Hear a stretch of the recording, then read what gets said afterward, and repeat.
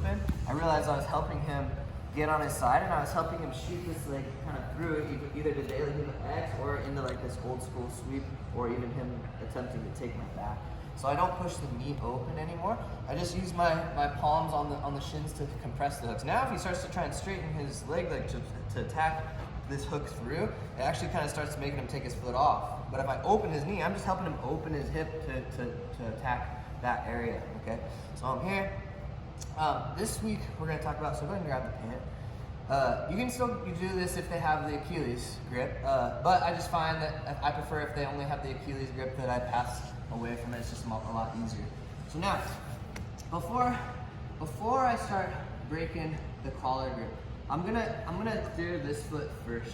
And I don't like to, there's a couple ways to clear this foot. The first way we're gonna talk about is shelving, okay? So shelving.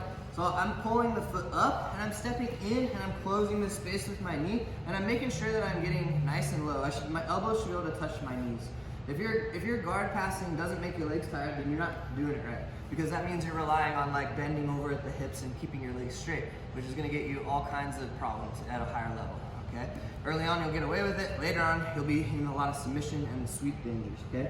I can use my grip on the outside of the knee, and I'm kind of just reinforcing this pinch with my hand, and now I can start to break the grip. I'm almost in like a reverse leg drag, right? I shelved his leg on the outside of my hip, and I'm using my lat to kind of keep his knee from being able to bend to the inside, and I can use my hand to help stop it.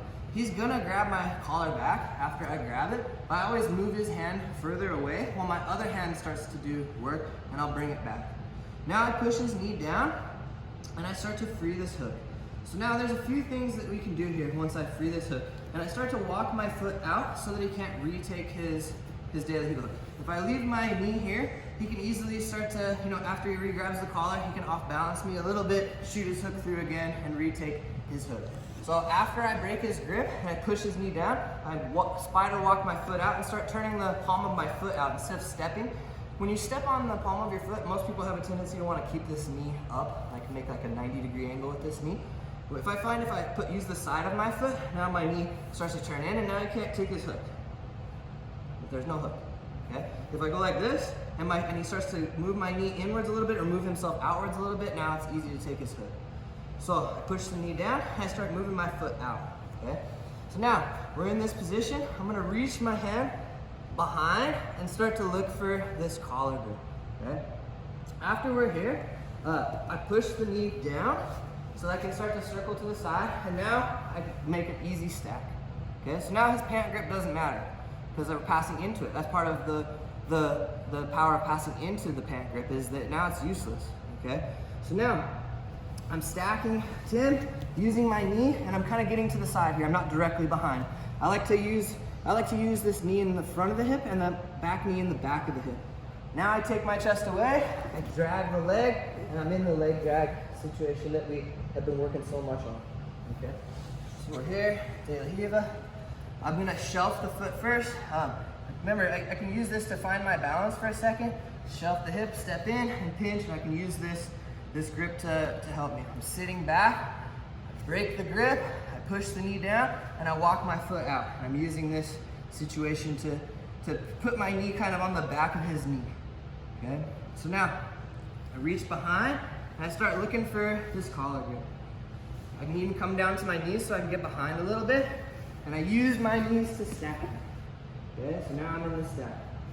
When I get to the stack, I take my chest away, drag his leg into my hip, and then I let him down, and I start getting into the leg grip.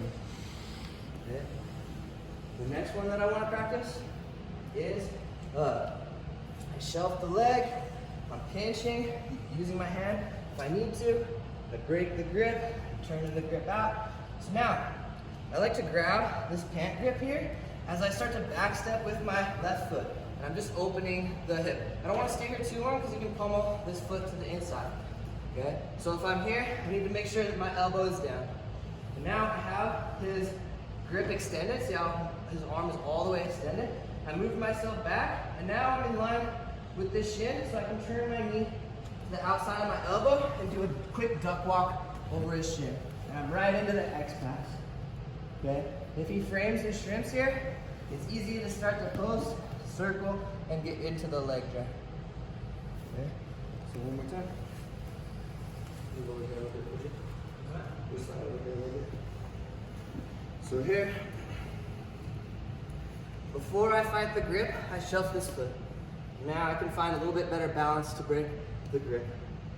From here, I push the knee down, I walk my shin out. Start getting my grips, I back step with my right foot and move myself away, making sure my elbow is following his shin so he doesn't pummel over the top and he doesn't pummel inside.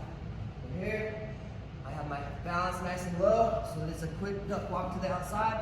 I have good balance here so I can come in for the X pass attempt. If he shrinks, I come away, circle, and put myself back in the leg drag.